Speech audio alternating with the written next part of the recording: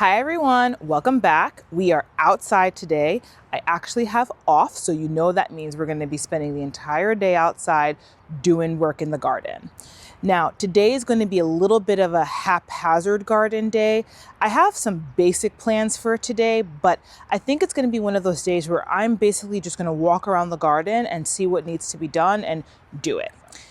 So, although today is going to be a little bit of a haphazard, just get done what needs to be done kind of day, there is one thing that I wanted to do, and I think it's going to be the first thing that I tackle, and that's going to be starting to plan out the new garden bed under the oak tree in the front yard. Let me show you. So, as I mentioned in a previous video, I decided that I wanted to put a new garden bed under this oak tree and have it be a soft landing. What a soft landing is, it's an area of plantings underneath a native, or even better if it could be a keystone tree such as an oak tree or a maple tree. It's an area under one of these trees that has plantings that are native to your area that serve as an area of resources or shelter for one or more stages in the life cycle of beneficial insects such as bees, butterflies, and moths. So for a little while now, I've been thinking about putting a garden bed under this oak tree. And once I learned about soft landings, I said this would be perfect. It's a good tree to do it under since it's an oak tree. I don't know what variety it is, but it's still going to be most likely a keystone tree. And that's extra beneficial because keystone trees are those that do the same thing as a soft landing. They serve as a place of shelter and resources for beneficial insects, but the number of beneficial insects that they impact is greater than a lot of our other native plants. For example, your average oak or maple tree it's a keystone plant because it might be important in the life cycle of over 300 different species of beneficial insects. In fact, there's many insects that cannot complete their life cycle without these native beneficial plants like the keystone trees. So an example that we're all familiar with is the milkweed for the monarch butterfly. That is a plant that the monarch butterfly cannot complete its life cycle without. If there's no milkweed, the monarch butterfly can't exist because it literally cannot complete its life cycle. So that's why these keystone trees, different keystone plants are so important, because there's lots of beneficial insects and also even birds, etc., that need these plants, but there's some that literally could not survive without them. So I figured, great, I have an oak in the front yard. Let's put a soft landing under this tree. It would also help reduce the area of the grass, which is something I've been looking to do. So over the winter, I did purchase a lot of plants online, but everything hasn't arrived yet. So I can't really do the planting part today, but I figured today would be a good day to start more of the planning, to outline the area that I want the garden bed to be in, and to also start laying down some cardboard. The reason why I'm going to lay down the cardboard is going to act to suppress the grass and eventually kill it off. I've been doing that in all of the areas that I am doing new plants in. That's a way to do no-dig gardening, and I've loved it. I probably should have laid the cardboard down earlier in the year, either in the fall or the winter, but I wasn't 100% sure that I was going to be doing this project this year. So it would have been nice if I had done it sooner, because then this grass wouldn't be up right now and the cardboard would have already started to break down, but I think it's okay. So the plan for today is going to be to outline the area and to put down the cardboard. And then once I get all of the plants that are supposed to be in this area, then we will come back and either move aside the cardboard or cut through the cardboard to plant those new plants, and then let the cardboard do its job in terms of the grass. So first, let's get a better idea of what are some of the challenges or limitations, things that we're going to have to deal with in this area. So first, if you remember, this part of the yard is north facing, and the oak tree, as well as my neighbor's Japanese maple that they have here, will cast shade in this area in the next few weeks as everything starts to leaf out. So this is going to be an area that's in partial shade for a good part of the day. And so I only ordered plants that would be able to tolerate that kind of sun exposure. The other thing is you can see here that we have a water meter for the city, so that'll obviously have to be avoided. And then lastly, we have the roots of this oak tree. So you guys can see that this oak tree has a lot of surface roots. And we want to avoid these because we don't want to do any damage to the tree. Along those lines, I learned in my research that if you're going to do really any kind of planting under a tree, you should not do so within 3 feet of the trunk. So that way you can avoid damaging any of their critical roots. So the first thing we're going to do then is measure out 3 feet from the base of this tree so we can see where we have to not plant. Okay, first thing, let's mark 3 feet out from the base of the trunk.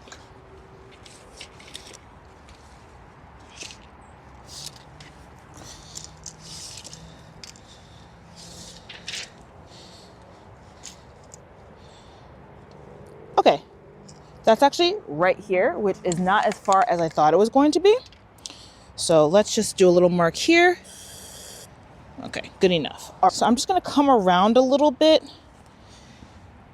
so that I get an idea of, let's move it here, around the tree, the different areas.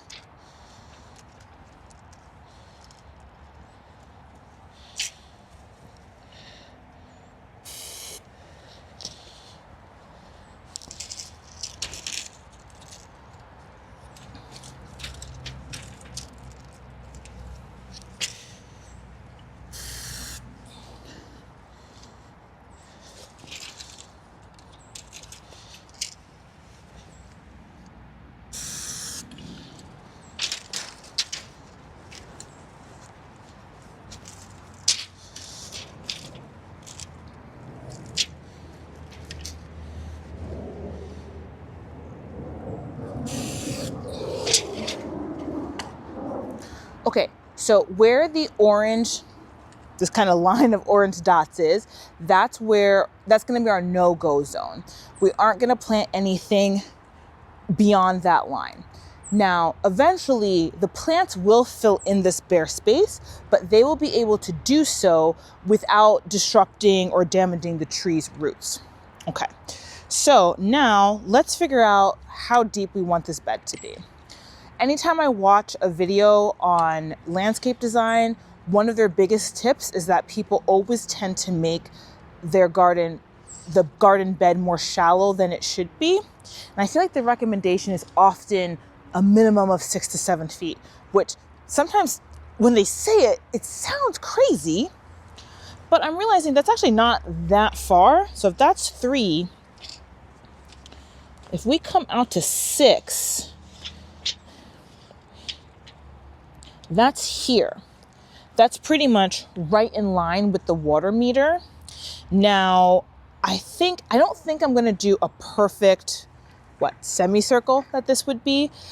I might do it where I avoid this completely and just don't have this in the garden bed. That might be the simplest thing to do. But I'm thinking maybe I should take it out to 7. Let's see what 8 feet looks like. And then we'll take a step back and think and see if we want it to be this far out.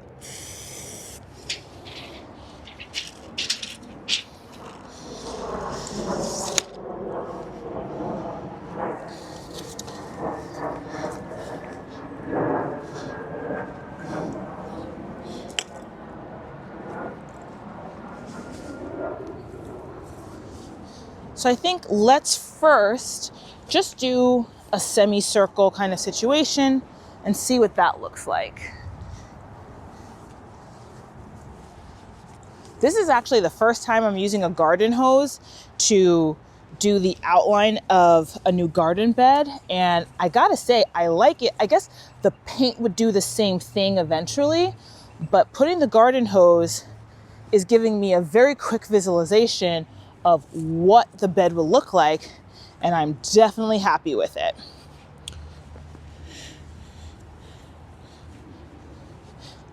I don't know why I'm fussing with these kinks so much.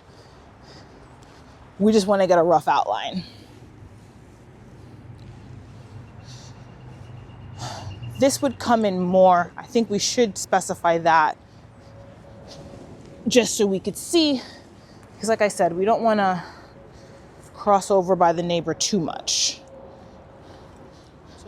Okay, so it would look a little bit more like this, which I think isn't too bad, right? Comment down below what you think. I like this. It's standard, it's traditional, it looks good, and it might be the best option for this space considering the limitations that we described. I can't plant within 3 feet. I could come out a little bit more if I wanted to. I don't necessarily want to take up the whole lawn. We want to have a walking space for us to be able to get to the backyard as well. So right now I'm thinking this is definitely a good option. Let's play around with the shape a little bit and see what we think about that.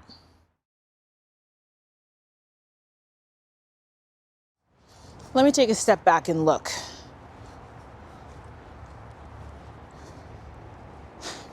So my current thoughts are, I like this beginning part. I like here when it comes, it's kind of kicked out, comes in, and it kicks out again. It's here that I'm struggling with a little bit. So I think, and then to come back out on the other side. I think I need to neck this in again.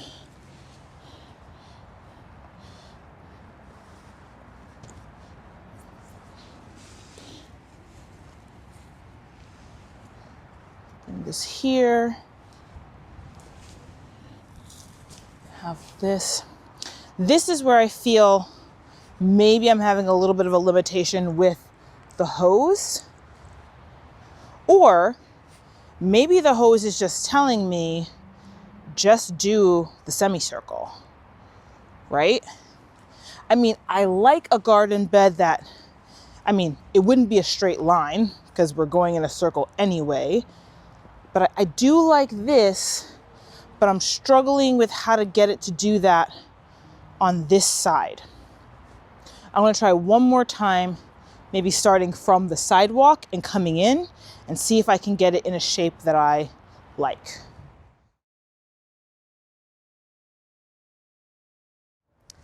Did I mention in the problem areas of this bed that we'd have to consider is there's also wires, cable wires from the cable company that we'll have to obviously avoid and be very careful when we're digging to not hit those. They come through this bed as well. So a couple of different challenges for this area.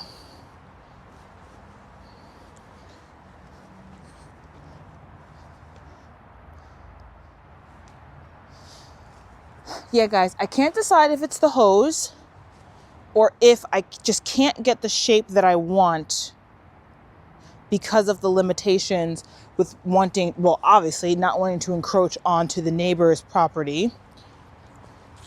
Again, we're friends with the neighbor. I know she won't mind a little bit of gardens going over, but we can't take over her whole lawn, right? I'm thinking I'll do one shot with sort of freehanding it with the paint and seeing if I can get the shape that I want on that side and be okay with it. If not, we'll just do the semicircle because I actually did like it. I thought it looked good.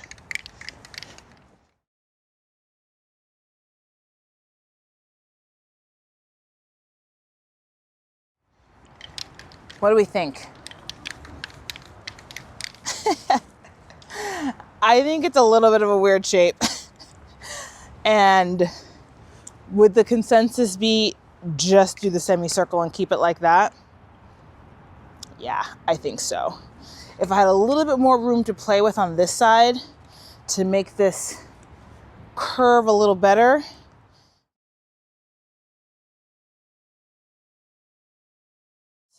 I think I will go with the semicircle, but so it would be basically this outer line, but this edge is going to be a little bit softer. This for me, it gets a little too sharp. It's a little bit more oblong, like an egg shape is what I'm feeling.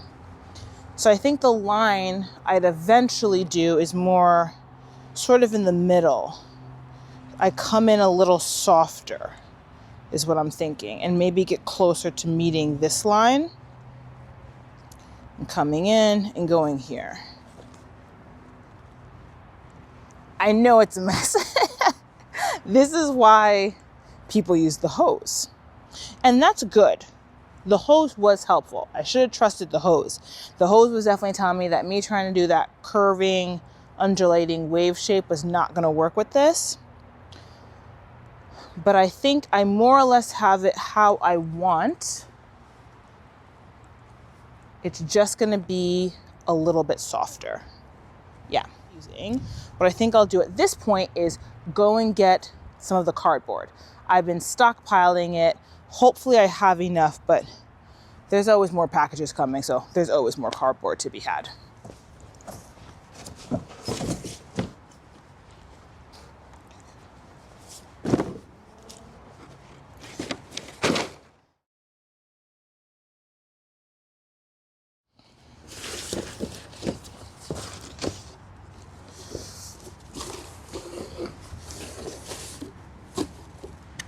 And I think what I will likely do, I probably will cover a little bit more than I'll actually make the garden bed. Like I said, this is just a general outline. I think it's okay if I smother some of the grass that ends up being a little further out than I'm going to have the actual garden bed. It'll hopefully help stop it from encroaching too much into the bed.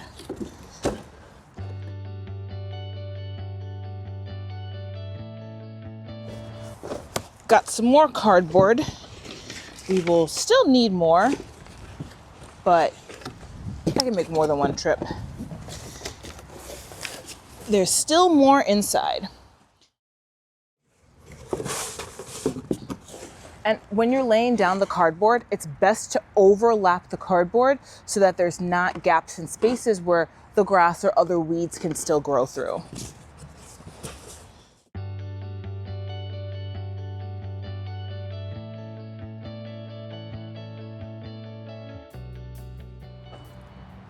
Okay, there's definitely still some areas to patch, but it's more or less covered. Like I said before, you want to make sure the cardboard overlaps so that the grass doesn't get through. Things got blown around a little bit because of the wind, but it's mostly covered. I think I do want to try and finalize the shape because it is bothering me a little bit. So let me do that now. I think what I want is I want to come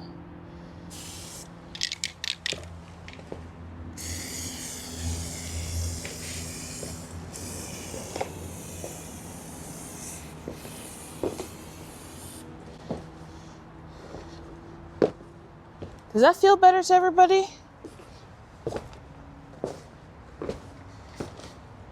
Is it that a little softer? It's still a little pointy, but it's a little bit better. I would basically need to bring it in more. So I think I'm gonna do that. Let's push this in a little bit. Oh, and I'm intentionally leaving this area that's right under the tree bare. For the same reason that you don't want to dig around so close to the base of the tree, I don't want to put a bunch of cardboard on top of the tree because the roots are important for the tree to breathe, basically. And while this will break down pretty quickly, I'm going to leave this area open. Oh my gosh. I hope this washes out. Let's push this in some more.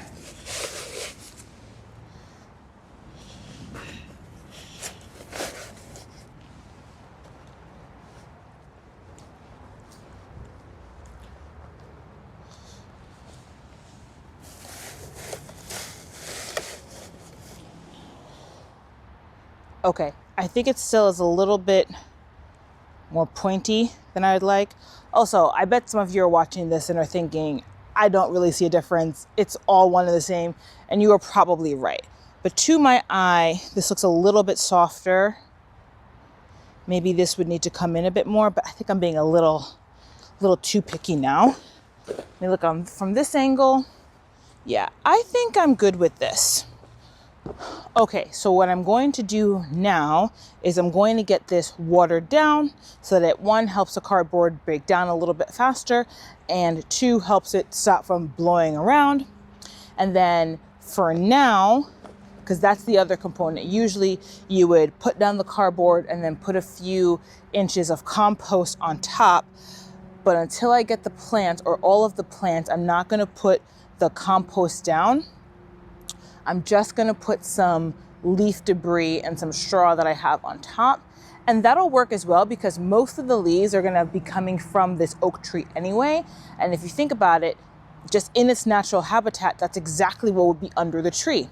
In the fall, it drops all of its leaves. It'd be around the base of the tree. The plantings that you'd have in the soft landing would be coming up through those leaves. The leaves would act as a natural mulch and just stay there. So I figure, even though I think the neighbors are going to think I'm crazy, I can put down some leaf debris, and that'll take care of the kind of mulch aspect, at least for now, until I decide to get some soil. But it'll help keep everything down. Okay, everyone, we're back. I went off the deep end a little bit. Let me show you. Okay, let's start from this angle, because this is the view that made me go a little bit crazy. So I don't know if you guys can tell, but I made the bed a little bit bigger, which means I had to go and get more cardboard. A lot of things happened. So I left off with you guys where I was going to wet down the cardboard, which you can see I did. But I kept, the only word I can use honestly is I just kept fussing with it. I kept fussing with it because I just didn't like how it looked, the shape. And look, it's not equal on this side as it is on this side. It's deeper on this side than it is on this side. And I'm okay with that because, like I said, I got to stay within the property line as much as possible. So I'm okay with it being not as deep on that side. But this area kept bothering me so much. So I kept fussing with it and trying to decide what was it that was bothering me. And I finally realized I kept pulling this side out. I kept making it wider and wider and wider and adjusting. And although it's probably not perfect, I am happy with how it looks now. This random brick that you see here, that will eventually be the pathway that I'm going to put really just some stepping stones that'll lead to the back fence over here. So you'll come on the grass, but basically in between the two garden beds out front. So I think that'll be kind of nice and enjoyable and pretty. At least I will think so. And same thing like I told you guys, I'm leaving this space closer to the tree open for now because I don't want to smother the tree roots. And then you can see down here, there's a little bit of a space and there's a brick there because that's where the water meter is. So I wanted to clear the space up a little bit so that I could make sure I don't encroach on that too much. But I'm happy with it at this point. I think it's more or less what I want. So, okay, that took significantly longer than I initially thought this whole thing was going to take. I don't know why I had it in my head that I was going to just zip through this and then be able to do all the other stuff that I had initially planned to do. I think what I'm going to do is I'm not going to put the leaf debris in just yet. I have a couple of bricks that I had just kind of lying around the house, extra stuff that I'm going to put on the cardboard to weigh it down so that it doesn't blow away. We're supposed to get some more rain in the next day or two as well, so that'll help weigh it down. But I'm going to do that, and there is still one or two things that I want to do today, just a little bit more cut back on a few things. I want to spray down the roses and the fruit trees with copper fungicide because that's probably the last treatment I'm going to do for the year on them, so I want to get that done as well. So I think I'm going to call this part of the project done for now. But this is just part one, okay? So stay tuned. The next phase will probably be me putting the plants in. Once all the plants get here, I'll you guys will see me getting those in, and we'll go through the planning, what plants I picked and why. So I hope everyone's having a wonderful day. I hope you get to get outside and enjoy your garden. Until next time, bye.